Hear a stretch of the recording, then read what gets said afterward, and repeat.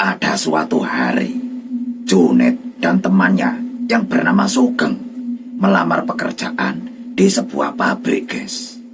Awalnya, mereka itu door to door mendatangi setiap pabrik dan melamar kerja. Sehingga sampailah mereka di suatu pabrik yang terakhir.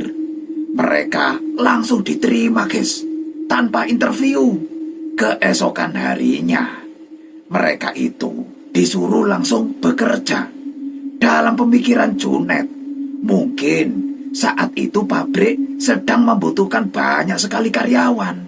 Karena saat itu, dia melihat bangunannya itu masih baru, guys. Tentu saja, Junet dan Sugeng merasa sangat bahagia, guys. Ini pertama kalinya mereka mendapat pekerjaan. Karena mereka itu baru saja lulus sekolah. Lah ini bisa menjadi pengalaman dan semangat baru untuk mereka. Pada masa training selama 1 minggu, gak ada yang aneh dan memang belum mendapatkan pembagian shift. Tapi setelah itu, Junet dan Sugeng ditempatkan sebagai operator yang menjaga mesin, guys. Dan kebetulan mereka itu satu shift. Jadi mereka bisa bareng-bareng terus. Keesokan harinya, mereka mulai bekerja dengan shift yang berganti-ganti. Ada 3 shift. Shift pagi, terus siang, dan shift malam. Di minggu yang akan datang, mereka mendapatkan shift siang. Jadwal kerjanya yaitu mulai jam 2 siang sampai jam 10 malam. Di awal-awal bekerja, mereka tidak merasakan ada yang aneh, guys. Sampai pada suatu hari, Junet merasakan kejanggalan di tempat ini.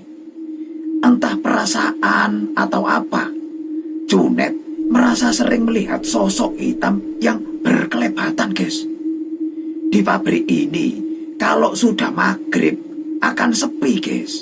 Karena seluruh staf dan bagian-bagian lain hanya sampai jam 4 sore saja. Sedangkan yang tersisa di situ hanyalah operator mesin yang jumlahnya itu kurang lebih 20 orang, termasuk Junet dan Sugeng ini. Memang jumlah mereka itu cukup banyak, 20 orang, guys. Tapi pabrik ini cukup luas, guys. Ukurannya lebih dari 2 kali lapangan futsal. Mesin yang mereka operasikan ini juga cukup besar, guys. Mereka memproduksi kain brokat panjang. Mesinnya itu bisa mencapai 15.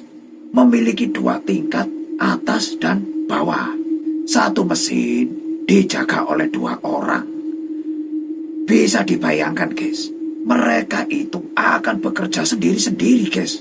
Paling bertemu pada saat naik turunnya kain saja. Dari 20 orang itu, 10 personil akan saling membantu mesin lain pada saat-saat tertentu, guys.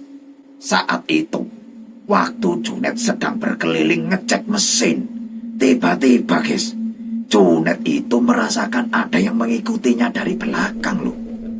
Saat dia noleh ke belakang, ternyata tidak ada apa-apa. Dia pun kembali berjalan lagi. Tapi, guys, dia mendengar suara langkah kaki dari belakangnya, coba. Dan itu terdengar jelas sekali, guys. Bulu kuduknya, guys, langsung merinding. Dia tidak berani nengok lagi ke belakang. Karena Junet berpikir, jika itu suara temannya, pasti temannya itu akan menyapanya. Lah ini tidak, Yang lebih aneh lagi, Junet itu tiba-tiba menemukan sandal anak kecil. Kira-kira sandal itu untuk usia 3 tahunan. Lah mana ada anak kecil kok di pabrik itu, loh. Kan gak ada, guys. Junet ini merasakan banyak sekali keanehan-keanehan di pabrik itu.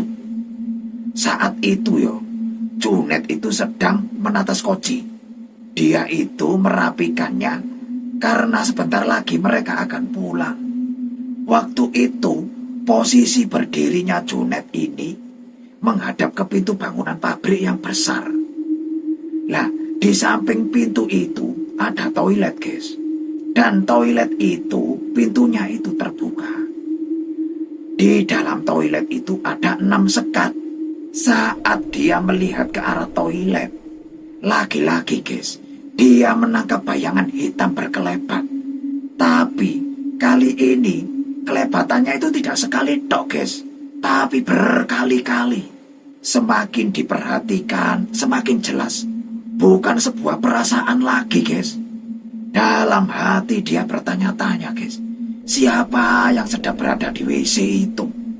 Karena penasaran, dia sengaja memperlambat pekerjaannya.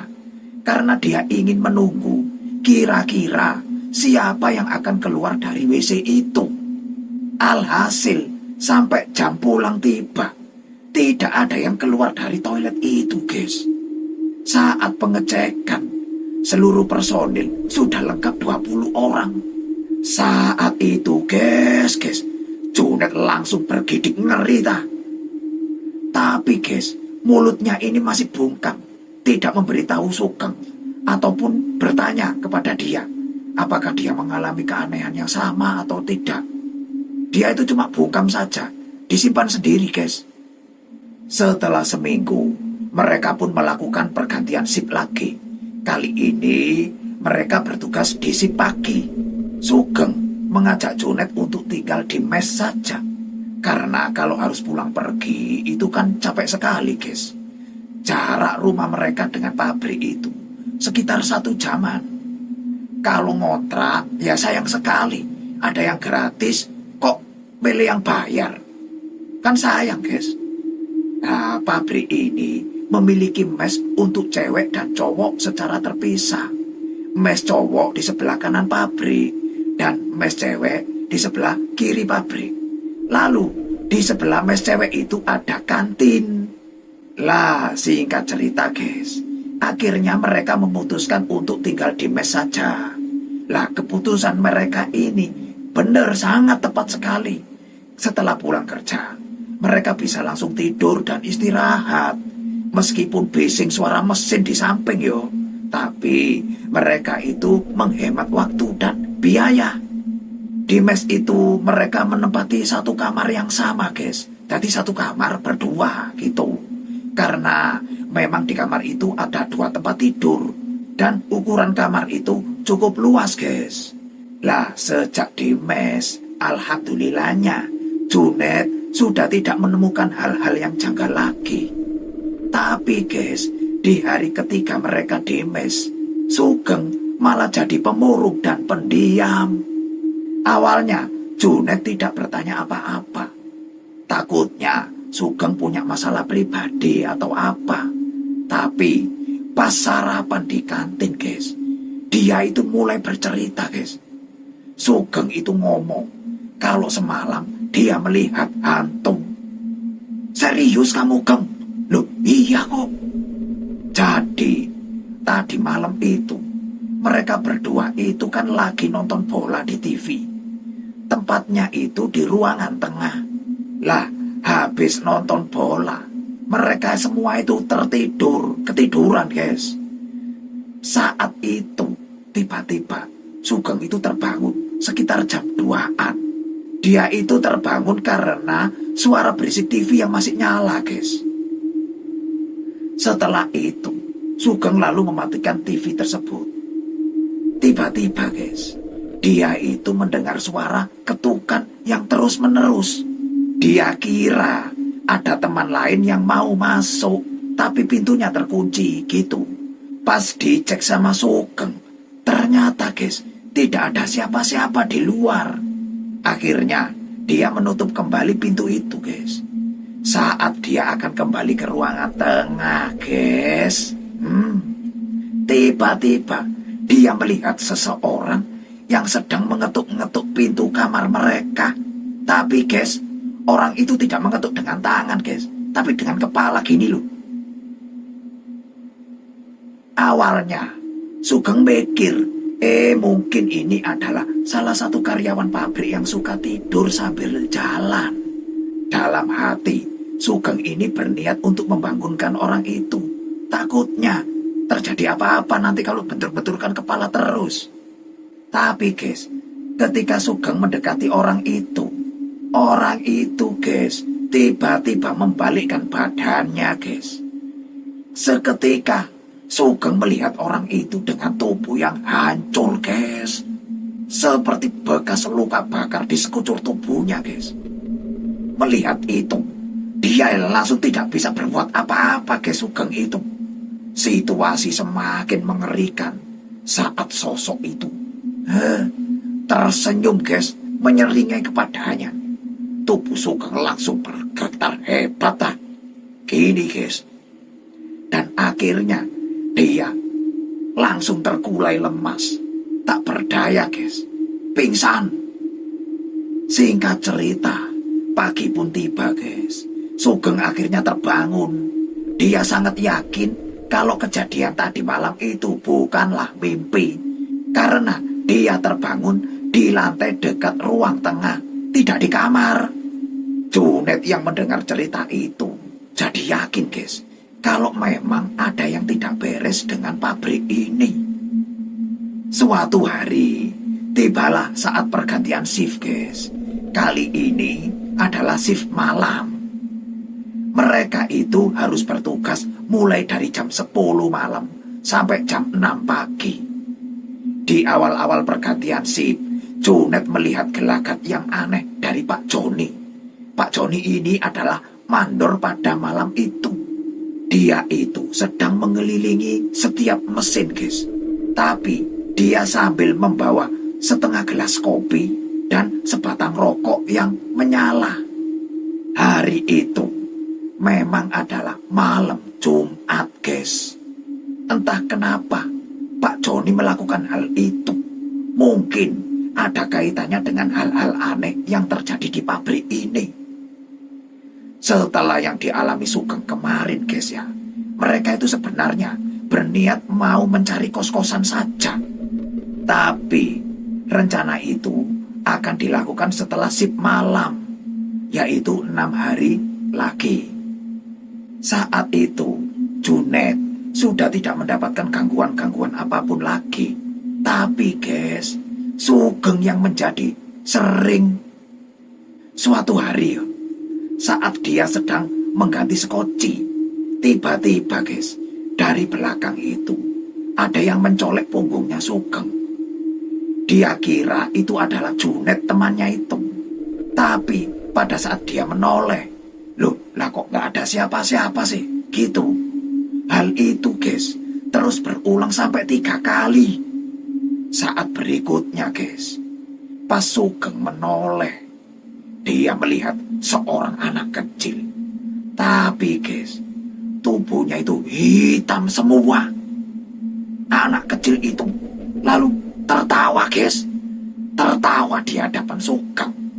Lalu seketika itu guys, Sugeng ya berlari kencang. Dia itu ketakutan sekali. Dia berlari menuju ke tempat Junet berada. Net, Junet, aku baru saja diganggu anak kecil hitam, Net. Dia bercerita kepada Junet dengan nafas yang ngos-ngosan, guys. Kalau begini terus, Net, lebih baik kita berhenti saja, Net, kerja di sini. Sabar, Geng, sabar. Makanya, Geng, kalau mau kerja itu, jangan lupa berdoa. Tidak lama kemudian, guys, akhirnya adzan subuh berkumandang. Karena merasa ada yang tidak beres dengan pabrik ini, mereka pun lalu memberanikan diri untuk menemui Pak Joni, mandor malam itu. Mereka lalu ngomong, "Pak, ini pabrik baru ya, Pak? Kok gampang sekali sih memasukkan karyawan? Lagi butuh banyak karyawan ya?" Tanya Junet basa-basi, guys. "Enggak, pabrik ini sudah beroperasi sejak 6 tahun yang lalu. Cuma 1 tahun kemarin pabrik ini kebakaran. Habis semua termasuk mes dan kantin. Jadi dibangun lagi kayak baru gitu." Setelah mendengar penjelasan dari Pak Joni ini, mereka langsung teringat sosok yang Sugeng lihat, wujud dengan penuh luka bakar itu, guys. Terus dia langsung bertanya lagi, "Pak, ada korban jiwanya enggak, Pak? Ada mas, satu orang, ucap Pak Joni sambil mengingat-ingat. Kebakaran itu terjadi awalnya dari saklar listrik yang ada di dalam pabrik. Langsung merembet lewat kabel-kabel ke mes cowok. TV-TV langsung meledak. Lampu-lampu pun sama semua, meledak. Kebakaran itu terjadi begitu cepat lewat kabel-kabel itu. Plafon-plafon rumah pun terbakar semua. Api itu merembet ke mesannya cowok, serta kantin juga. Dalam sekejap, api membuara. Semua orang pada sibuk menyelamatkan diri dan harta mereka, guys. Ada satu orang yang jadi korban. Namanya Sugi. Saat itu, gak ada yang tahu kalau Sugi itu ada di kamarnya. Dia itu, guys, memang kalau sedang tidur, kayak kebo, guys. Kalau tidur itu sulit dibangunkan. Saat itu, ada salah satu teman yang melihat Sugi pada sore harinya. Tapi kebakaran saat itu sudah sangat besar, guys. Pemadam kebakaran juga belum datang. Teman-teman mereka lalu nekat masuk ke dalam dengan baju yang dibasahi. Akhirnya, mereka pun masuk ke dalam kamar yang paling ujung, yaitu kamar nomor 4. Lalu mendobrak pintu itu. Apesnya, guys, Sugi itu sudah terbakar di situ. Rambutnya ini, waduh, sudah habis. Bahkan pas diangkat keluar, kulitnya ini loh, guys, kulit sudah terkelupas. Sudah gosong wis pokoknya. Tapi saat itu Sugi ini masih hidup, guys. Junet dan Sugeng yang mendengar cerita Pak Joni ini dan menyinggung kamar ujung nomor 4, dia langsung kaget, guys. Dia langsung merinding. Bulu kuduknya berdiri semua. Ternyata, guys, kamar itu adalah kamar yang mereka tempati selama ini, nomor 4. Mereka pun langsung, lemes, guys. Lanjut ke ceritanya Pak Joni. Sugi itu yang korban tadi, guys, lalu dilarikan ke rumah sakit. Lalu Sugi ini menjalani beberapa operasi karena dia mengalami luka bakar 90%, guys. Hampir semua tubuhnya itu gosong. Nyawanya tidak tertolong, guys. Dan akhirnya, guys, si Sugi ini, tahu sendiri, guys, bergentayangan di pabrik itu, guys.